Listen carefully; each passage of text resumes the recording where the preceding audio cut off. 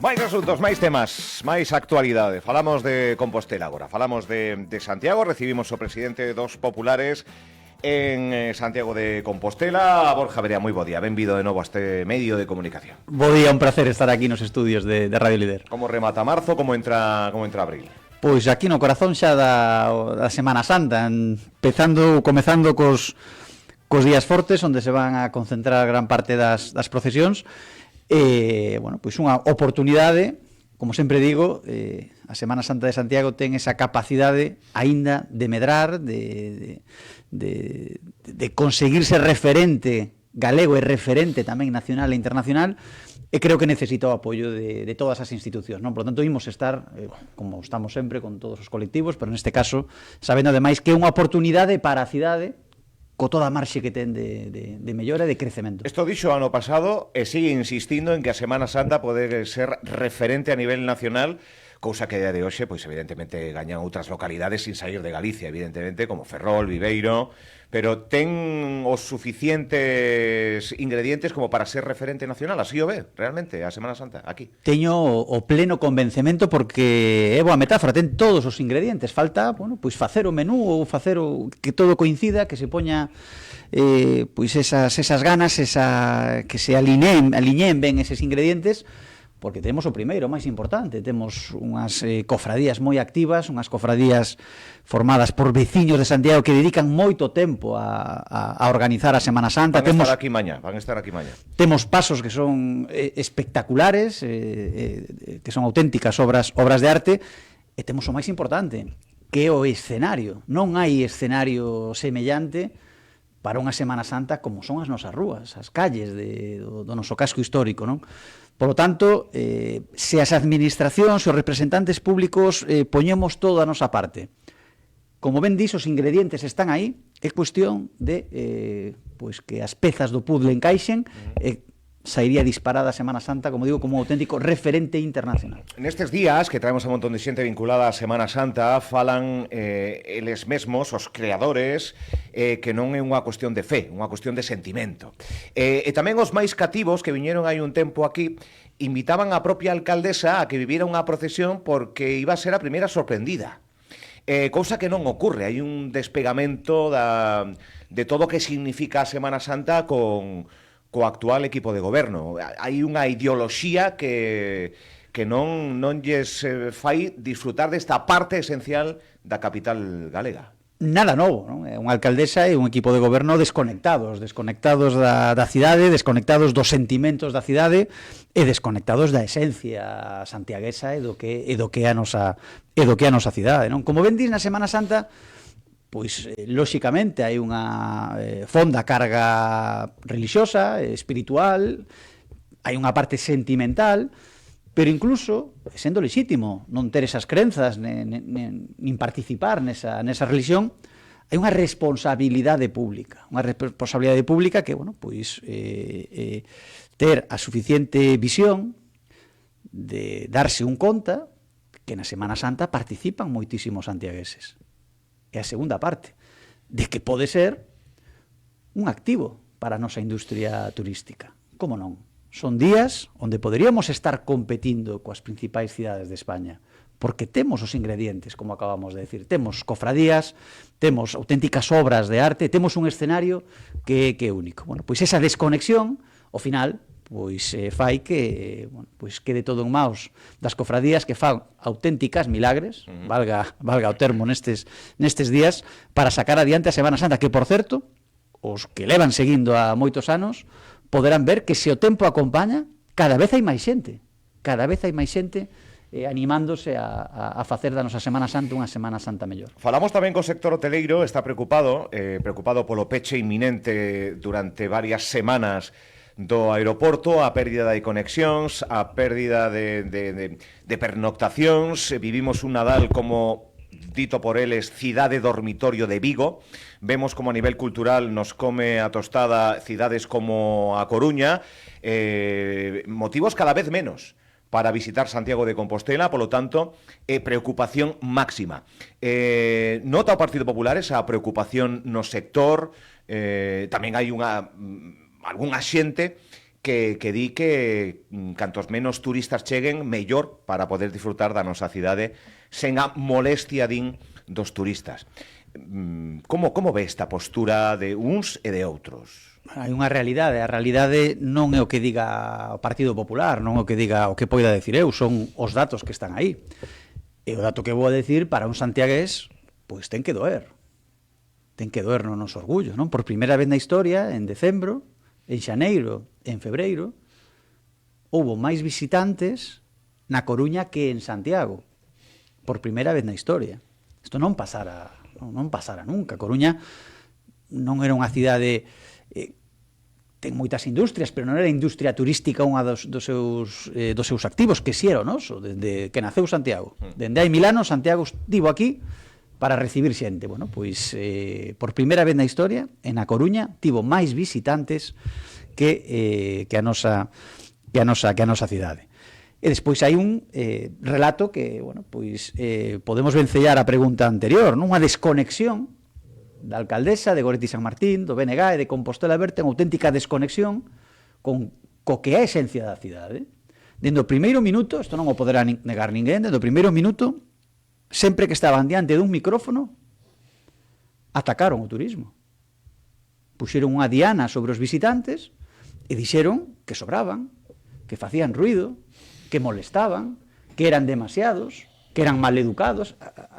A medida estrela deste goberno en materia turística, hai que lembralo, foi poñer a 3 persoas polo casco histórico cun sonómetro medindo o ruido que facían os turistas. Isto foi fai 2 anos, é a medida estrela deste goberno. Ninguén poderá negar que puxeron a diana contra unha auténtica irresponsabilidade, porque o 20% da riqueza de Santiago, do PIB, está ou ten que ver co turismo. E, bueno, pois chegan as consecuencias, e as consecuencias están aí. É certo que hai un problema no aeroporto, non fixeron nada para mellorar as conexións aeroportuarias, pero sí fixeron moito para atacar e crear este relato, polo que acaba de preguntar, este relato de que o turismo é malo, de que en Santiago o turista molesta. Cando, bueno, pois é evidente, cando os datos están aí, que pode haber días puntuais, horas puntuais, sitios puntuais de certa aglomeración, pero en que cidade, en que pobo, en que vila non hai aglomeración hoxe, en xullo ou en agosto? Que cada un pense onde pasa uns días no Brao e vai a ver que as terrazas están cheas, que, lóxicamente, pois eso, o que hai que organizalo e poñer un pouco de orde e non abrir unha batalla campal contra a principal industria da cidade. Celebramos un pleno dos orzamentos, de sacalos adiantes, moción de confianza, en fin, de cambio de postura dos non adscritos, de absterse, en fin, unha serie de votacións dentro dese democrático xogo político de sacar adiante uns orzamentos que de forma inicial están aprobados precisamente polas 3 concelleiras non adscritas e o concelleiro non adscrito. Vostede reiterou nese pleno que sí que quería ser alcalde, porque tamén se lle cuestiona ou se lle afea que quera vostede ser alcalde. Non houbo forma de que a forza máis votada tome a alcaldía. Houbo outro intento, pero non se dou esa circunstancia. Sí, algo que levo dicindo desde o minuto 1, ninguén poderá negar. Aquí o dixo cada vez que ven. Ninguén poderá negar nesta cidade que no minuto 1 dixen que quería ser alcalde de Santiago e que traballo para ser alcalde de Santiago e que traballo para que o meu equipo pois teña o mando nas concellerías da cidade e poñer a cidade a funcionar. E moléstalle, a mí sorprendeume, porque moléstalle que eu, pois non sei exactamente para que ela cree que estou aquí, que parece que lle molesta que eu diga ou que traballe para ser alcalde de Santiago. É a miña responsabilidade como alternativa, como única alternativa de goberno ao BNG e a Goretti San Martín. Respondendo á pregunta, que pasou no pleno da semana pasada? Bueno, pois un novo retrato do circo habitual. Teñen convertido a política santiaguesa nunha tómbola. Un día pola tarde din que os orzamentos son moi malos, ás 12 horas, non se sabe moi ben por qué, pois xa non eran tan malos se votan a favor, poñendo na mesma frase, pois son uns orzamentos moi malos, pero queremos axilizalos. Isto está textual, está na acta, foi o que dixeron os non adscritos, non? Son uns orzamentos moi malos, dixeron no día anterior, porque fixeron unha listaxe do desastre de orzamentos que había, como medraban as multas, que van a chicharrar aos cidadáns, que non había investimentos, bueno, un desastre de orzamentos. Un relatorio de... As 12 horas, pero queremos axilizalos. Bueno, son eles os que teñen que explicar esta incongruencia. A visión que teñen é que son peor unha alcaldía de Borja Verea que estes orzamentos en cambio de 12 horas? Sen dúbida, é o que dixeron claramente. E, por tanto, eu respondín, tanto ao Partido Socialista como os non adscritos. Por activa ou por pasiva, eu, dende o minuto 1, trasladei que vostedes deran a oportunidade a este equipo que ganou as eleccións, con 11 concelleiros, o doble da actual alcaldesa, para poder gobernar e demostrar que o podemos facer mellor dos que están agora, porque se vostedes levan 3 anos dicindo que o BNG e que Goretti e San Martín son un desastre de goberno, un desastre de alcaldía, por que non dan unha oportunidade a unha persoa que quere esa oportunidade e que quere demostrar que se pode facer mellor? Non vos interesa de verdade esta cidade?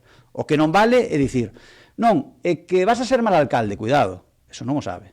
Poderás dicir outras cousas, pero a oportunidade de ser alcalde, a oportunidade do meu equipo de gobernar, eso non pode decir ninguén, se é bo ou malo, porque non, por desgraza, nunca tivemos esa opción. E, por tanto, decimos, se están malos son, deixenos, 1 ano, 2 anos, cando solicitamos, e xa os cidadáns decidirán nas eleccións cal é a mellor opción. Pero vostede non se pase todos os días, nota de prensa, rolda de prensa, dicindo que isto é un desastre, que a cidade se cae a trozos, e que esta alcaldesa non hai por onde collela, e cando chega o momento da verdade, escondémonos na cova e inventamos pois literatura política para seguir poñendo ou impedindo o cambio na cidade.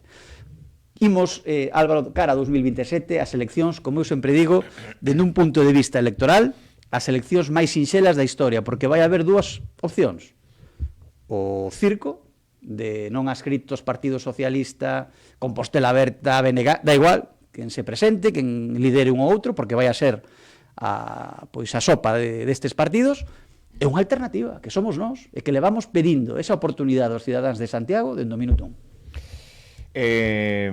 Claro, falar dos orzamentos é algo tan complexo porque é onde radica todo, todas as partidas e demais, pero que é o que menos lle gustou destes orzamentos ao Partido Popular? Por buscar algo, algo concreto, vamos. Pois o primeiro que son mentira, son os orzamentos que son de mentira, e o din os propios técnicos, non se van a cumplir. Non se van a cumplir, xa o están dicindo os propios funcionarios da casa.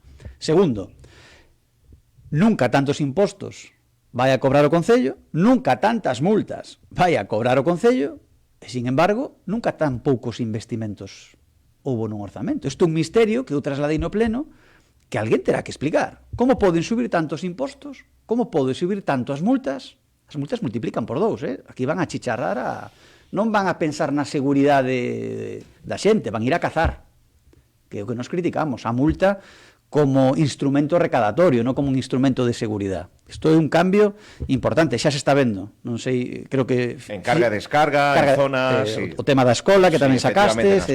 Xa se empeza a ver, porque necesitan chegar a eses números. E, sin embargo, non hai investimentos. Nunca estiveron os investimentos, as obras máis baixas. Onde está o misterio? Perdón, onde está a resolución deste misterio? Algo que terán que responder. E despois hai unha terceira cuestión que é importante tamén destacar. Este goberno pois ten o triste récord de ter durante 2 anos os orzamentos máis altos da historia de Santiago. Os 2 últimos anos houve orzamentos. Importante que o saiban os ointes de Radio Líder. Mellorou a cidade? É mellor Santiago despois dos orzamentos aprobados e activos? Por lo tanto, é un goberno que tristemente é indiferente que teña ou non teña orzamentos, porque xa ten demostrado que incluso tendo orzamentos non foi quen de mellorar ningunha das áreas desta cidade. Sí que vemos crispación, especialmente entre vostede e a alcaldesa, entre a alcaldesa e vostede, con cruce de declaracións e demais. De momento, sen traspasar ningunha liña vermella, entendo, ou sí, non sei, porque a confrontación é bastante áspera. é que a miña responsabilidade é apuntar o que se fai mal. Se é a alcaldesa que ten a cidade máis sucia que nunca, pois eu teño que dicilo. Se é a alcaldesa que ten os peores autobuses da historia desta cidade, pois eu teño que dicilo. Se é a alcaldesa máis morosa de Galicia, con Jácome de Ourense, a que máis tarda en pagar as empresas que traballan para o Concello, pois eu teño que dicilo. Se a alcaldesa que en peor situación ten os taxis desta cidade, pois eu teño que dicilo. Se é a alcaldesa que por primeira vez na historia está sufrindo unha caída dos datos turísticos, pois eu teño que dicilo. Se non hai programación cultural de nivel como unha capital europea, pois a responsable é ela. Se lle molesta que nós pois apuntemos ou sinalemos ou traigamos a xenda pública a desfeita que está facendo esta señora coa cidade, se lle molesta, pois non hai, terá que aceptalo, porque é a principal representante desta cidade, está pois deixando a cidade nun estado lamentable, nunha decadencia acelerada, e nós non imos a parar, nin imos a frear o que é a nosa responsabilidade, apuntar os erros para que melloren se queren e seguir facendo propostas, porque sempre traballamos nas dúas líneas. Son moitos os berros de SOS que fan dende o rural compostelán. O último, xa, en base ao abandono total, incluso, decía aquí a responsable da Asociación de Veciños de Busto, sen señalética. O sea, xa o abandono é que xa non existen. Incluso nin en señalética, antes que falaba do cambio da toponimia, en algúns casos en Galicia. Queren irse de Santiago de Compostela e formar parte de outro concello como é o de Trazo. Un aprazamento, unha reunión que houve onte, pero isto é algo que xurde de 300 vecinos que notan como o abandono é total e absoluto. Santiagueses que queren deixar de ser santiagueses. Desde un punto de vista sentimental, isto é durísimo, por lo tanto tamén é a única responsable. Facíamos antes unha listaxe de desastres na que ten metido a cidade esta señora, pois aquí ten un máis. Santiagueses que queren ou que propoñen deixar de ser santiagueses, cansos, pois de que lle tomen o pelo.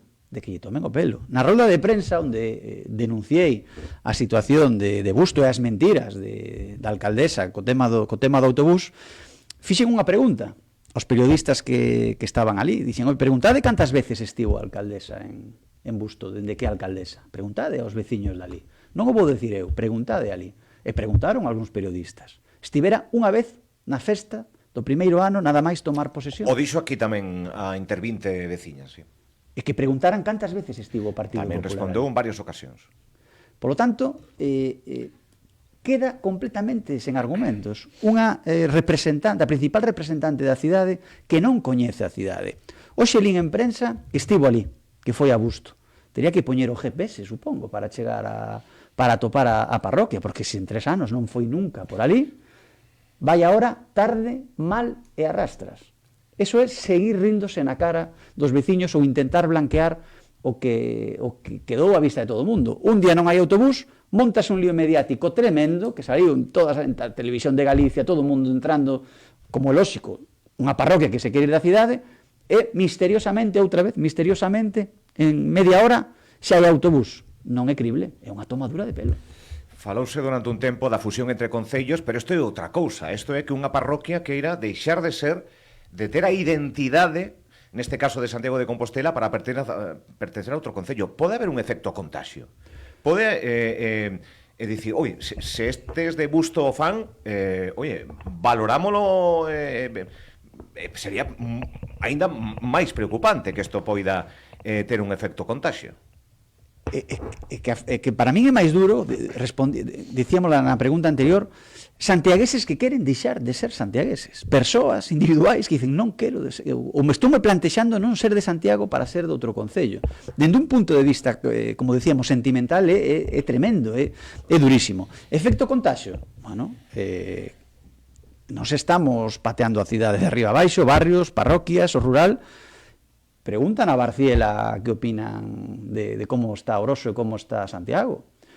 Pregunten en Cesar como está o Pino. Pregunten en Marrozos como está como está Boqueixón. Bueno, que claro, que comparan como están as pistas, como está a limpeza, como están o saneamento, como está o abastecemento, como están os servizos dos centros socioculturais, que aquí teñen pechados os centros socioculturais, por exemplo. Bueno, pois hai uns culpables, que son os que están gobernando esta cidade, de espaldas, de costas, a esta cidade. E o mellor exemplo, unha alcaldesa que non estivo nunca na parroquia, nunha das parroquias da nosa cidade, e vai mal e arrastras, unha vez que se monta un lío mediático de tal envergadura que non lle queda outra. Bueno, pois eso non é a maneira de xestionar. Estou convencido que os veciños toman nota. Vostede quere ser alcalde de Santiago de Compostela, pero antes ten que haber unha candidatura oficial. Houbo varios titulares, varios globos sonda. Entendo que falaron da posibilidade de que vostede non encabezase a lista do Partido Popular en Santiago de Compostela. Saíron algúns nomes e demais.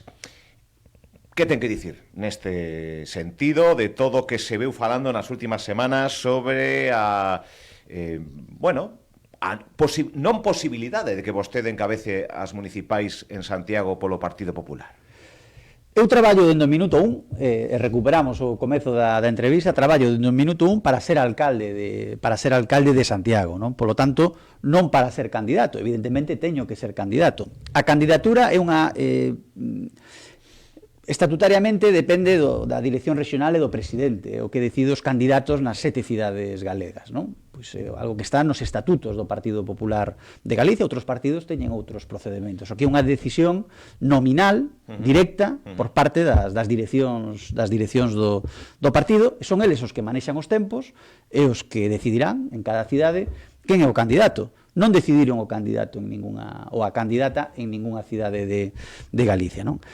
Dicía o presidente a última vez que lle preguntaban por esta cuestión que entendía que eu era un magnífico candidato, que estaba facendo as cousas moi ben, e dicía que o que a mí me gustaría é que o presidente, e sobre todo todos os santiagueses, non dixeran que eu son un magnífico candidato, senón que poidan decir algún día que son un magnífico alcalde. Por tanto, todas as miñas enerxías están dentro do minuto un traballo para ser alcalde, polo tanto, para ser candidato, pero responsabilidade total desta decisión estatutariamente correspóndelle ás direccións do partido.